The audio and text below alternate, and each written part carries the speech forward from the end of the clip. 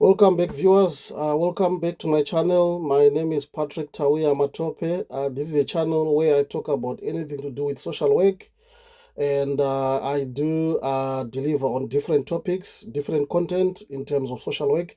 And if you are new to the channel, please subscribe, hit that notification bell so that when I post, you'll be the first person to know. And feel free to share the videos so that some people can learn from these as well. First and foremost, I just want to put a disclaimer to say I don't claim to be a guru in this field, but I believe that my 18 years of experience, I should be able to share the few nuggets which I've gained so far, and from my own interactions, from my own practice, and my interactions with the colleagues in the field as well. So today's topic, I'm going to talk about, in the previous video, I shared about how racism presents itself in the social work field. So today's video, I'm going to talk about how racism can be addressed in social work, and particularly in safeguarding teams, in assessment teams, or in teams to do where you work with children and families. It's also applicable where you work with adults to an extent, in some other professions to an extent, but particularly focusing on social work with children and families. So in terms of how best we can address racism, there are a few points which I've put together here, which I'm going to be sharing with you. I'm just going to dissect them one by one, for the benefit of those, obviously for the benefit of you who is watching. And if you're able to share with others, hopefully they'll be able to learn in terms of how I think about how these things can be addressed in the social work field. First and foremost, cultural competence training.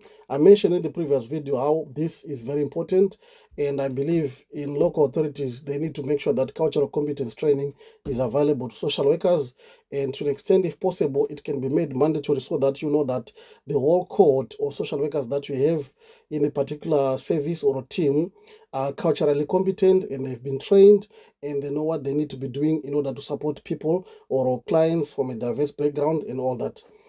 So it's important that as local authorities or as employers, we've got comprehensive cultural competence training, which enables your staff members to have a better understanding of diverse cultures, ethnic people from ethnic minorities, and also to promote cultural diversity or culturally sensitive practices in the workplace. So I think that's really, really quite important to take note of.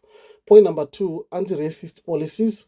We need to make sure that we develop and enforce policies explicitly aimed at combating racism in the workplace, making sure that we've got zero tolerance towards racism in the workplace, and not only in the workplace but also with the communities that we work with. They need to be sensitized that we've got zero tolerance towards racism as well, because many times I've come across many social workers from ethnic minorities who have been harassed, we have been racially abused by service users, and nothing is being done by their managers or their employers, even if these things are raised repeatedly.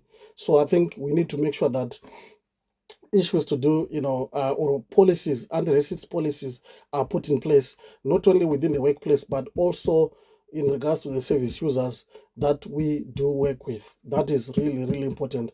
If you are working with social workers from ethnic minorities or from diverse backgrounds, and there are no anti-racist policies in place, if these things do happen, whether from the colleagues or whether from the service users, there's nothing bad about, there's nothing, worse than working with the demoralized staff where they know that these things are happening, but they're not being addressed. Right? So, food for thought. Let's think about that. Point number three, diversity recruitment.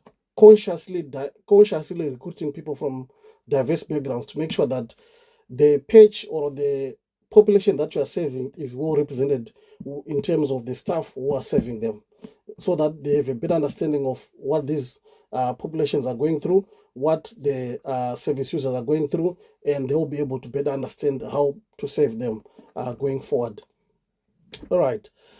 So this not only ensures that we have a better understanding of their needs, but it also ensures a good representation of diversity within our workforce or within the teams as well.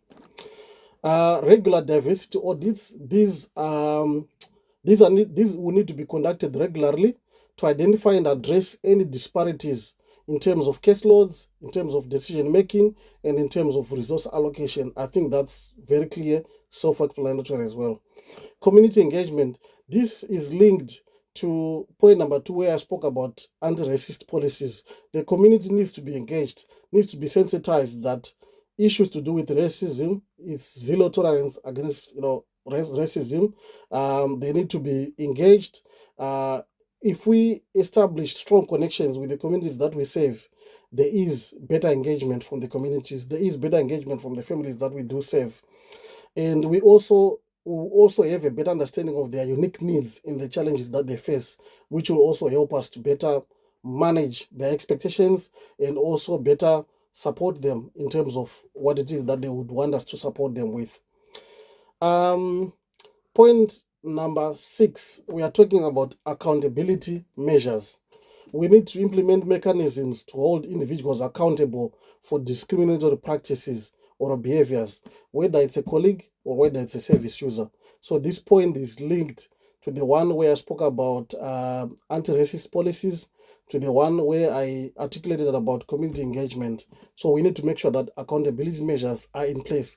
For example, I've worked in places where we have devised accountability measures where if there's racial abuse from service users, they can be banned from coming to the local authority offices at all, or they can be garnished from communicating with specific professionals, which actually impacts on the service which they can get or in terms of their interaction and so forth. But I think we need to think outside the box on how we can manage situations where even service users do racially abuse staff members. We should not only think about issues to do with staff towards another staff member, but also issues to do with staff towards service users and also service users towards staff members, right? That's what I mean by accountability measures. And point number 7, which is also a crucial and very important for me as a manager, that's supervision and consultation.